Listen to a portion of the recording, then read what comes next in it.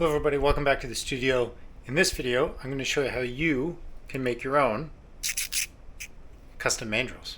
So in the last video, you guys saw me sanding down the edge of the wallet using my Dremel tool. And I got a lot of questions about where I got my sanding bits. Now, although you can purchase pre-made sanding drums, I actually don't like these because as you can see, all of the bottom shaft, it's all wasted. That's because the glue that they use sticks to it and it doesn't peel off properly and it just turns into a mess.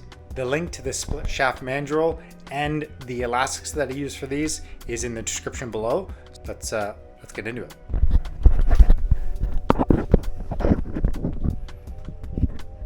So what you're going to need to make these is your mandrel, linked in the description below. Just make sure that the shaft on these ones is going to fit in your Dremel tool. Pretty sure they're all the same, but you just want to verify that if you're going to purchase the ones that are linked below. Then you're going to need some heavy duty elastics.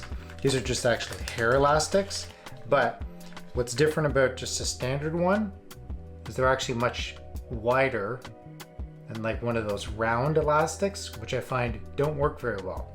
So these are a little bit thicker, more heavy duty. You can buy a huge pack of these. I change these every time I change the sandpaper.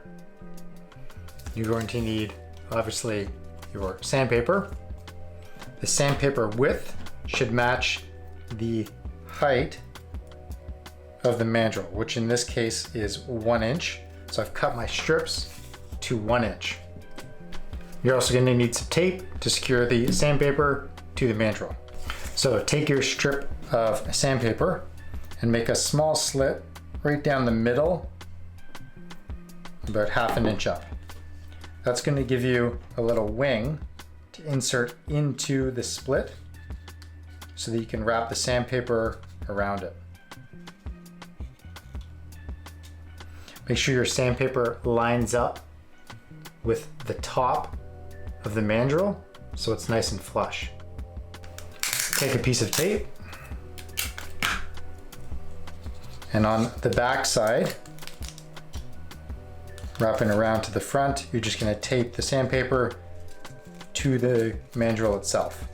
That secures it in place so that it's easier to wrap around it.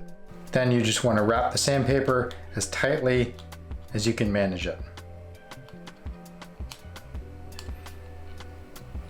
Making sure to keep it lined up with the top so that it doesn't start shifting outwards.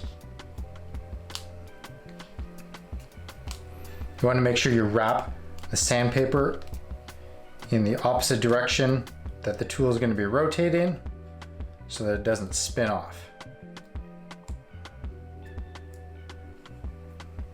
Once you get to the end, take your elastic and then wrap it around as many times as you can manage until it's nice and tight.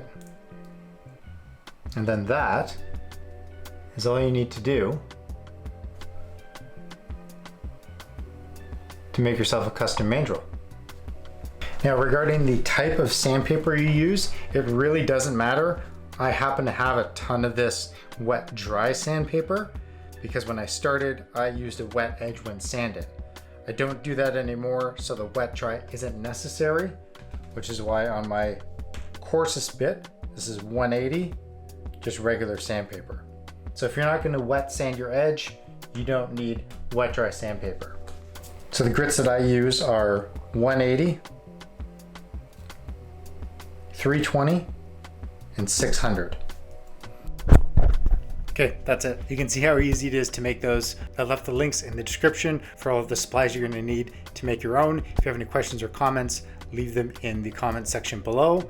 If you want a complete list of the tools and materials that I use in my studio, you can head over to my website, norfolkhandmade.com/resources, and there's a complete list of everything that I have used or currently use in my studio.